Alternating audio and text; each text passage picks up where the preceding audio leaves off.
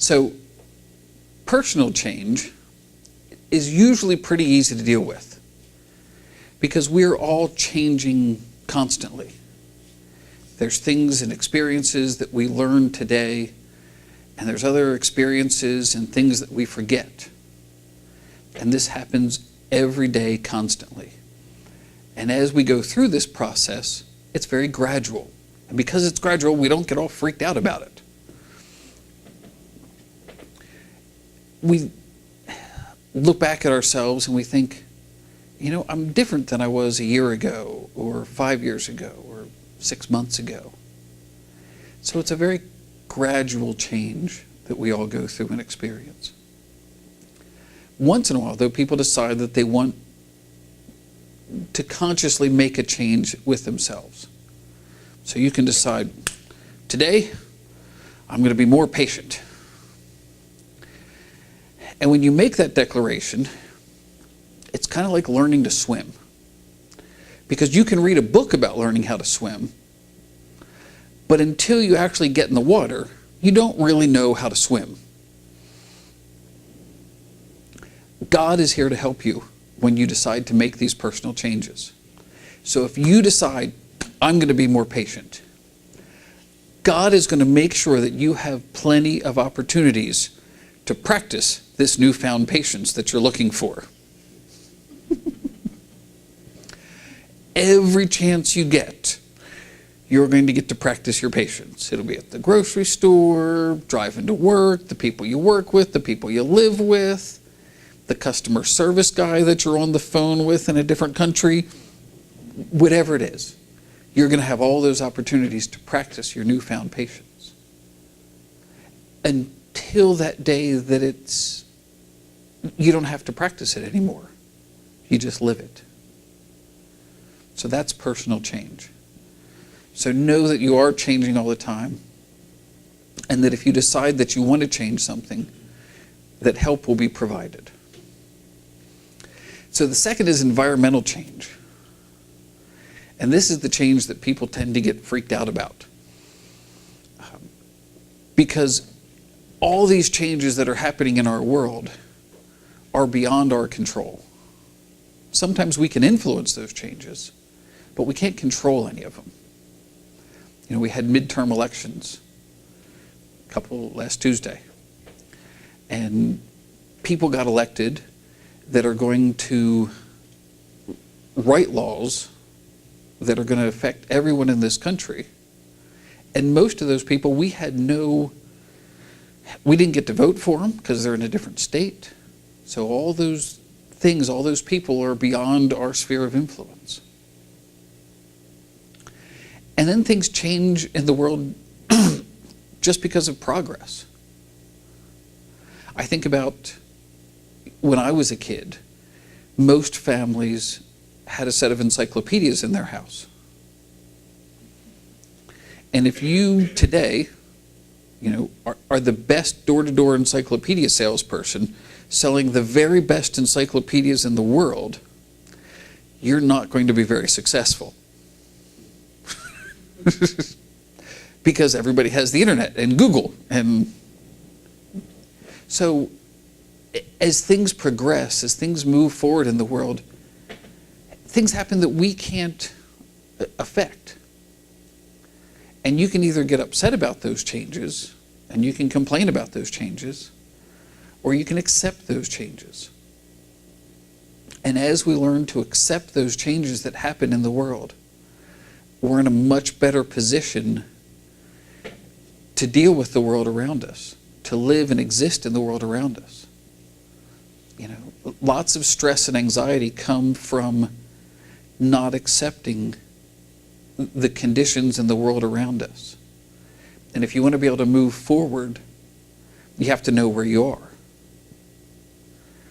If you want directions to Manhattan, Kansas, you can go to MapQuest and punch it in, but until you tell them where you are, you can't get directions to where you want to be.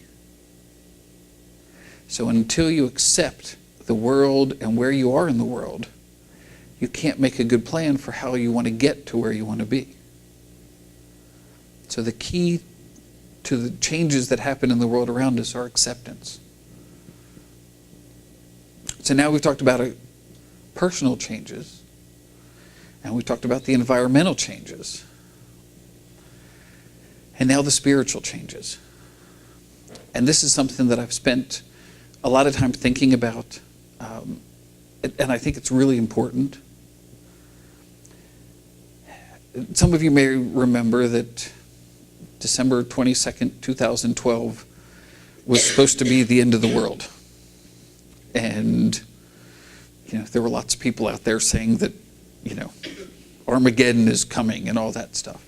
Because the Mayan long count calendar ended, the Hopi calendar ended all around that same time. Since we're all still here, we know it wasn't the end of the world. But it was the end of an age. And the Mayan long count calendar is a little over 5,000 years long. So if we think back to the way people lived 5,000 years ago, the most advanced tools we had were rocks. We hadn't come up with metal, hadn't figured out how to do any of that. We were taking rocks and shaping rocks to make, better rocks.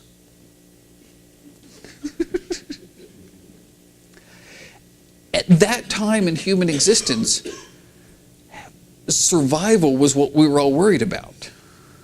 You couldn't run down to the grocery store to get your next meal. So you were thinking about where your next meal was going to come from.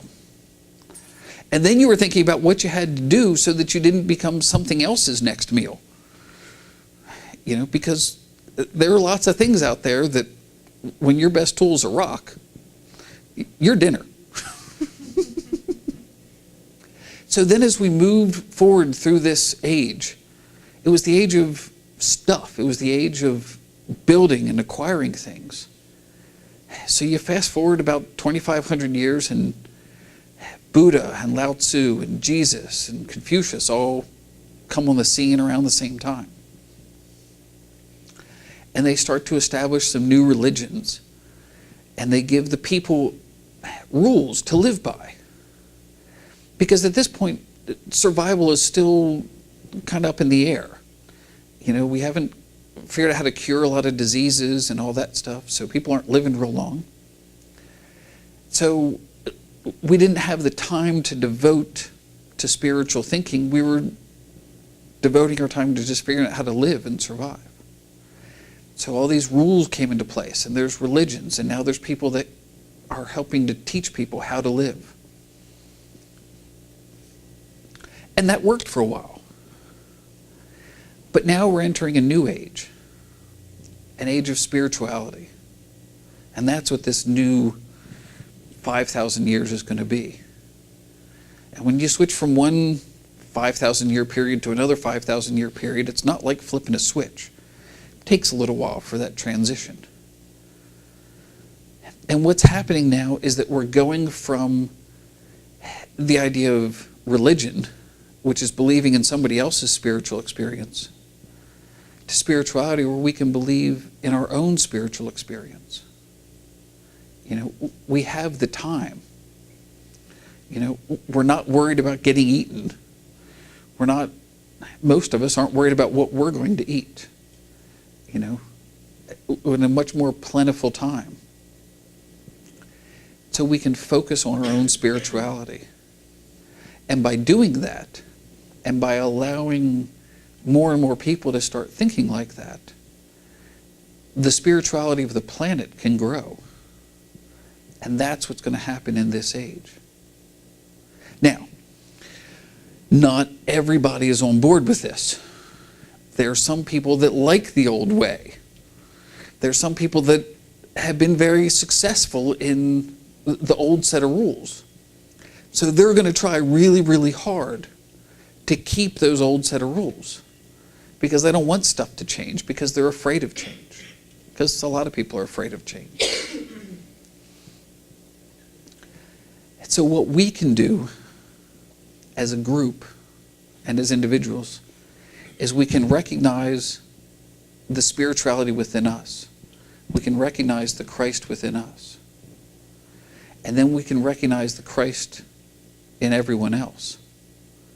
We can see that we're all divine. A Course in Miracles says that a miracle is a switch from fear to love. We can switch from fear to love. When we see those people who are not wanting to let go of the old ways, instead of treating them with fear or anger, we can treat them with love. And we can show them a better way. And by doing that, the love that we all have will start to radiate. And people will see it, and then they'll start to see miracles in their life. They'll start to experience those miracles. They'll start to see the Christ within themselves because we've seen the Christ within them.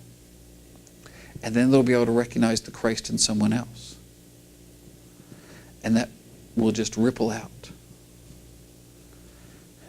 And before long, the whole world is going to shift to the new spirituality. And what we can all do is recognize that and be a part of that and make that happen. And by doing that, we can help the times change. So, remember that if you want to change something about yourself, help is there.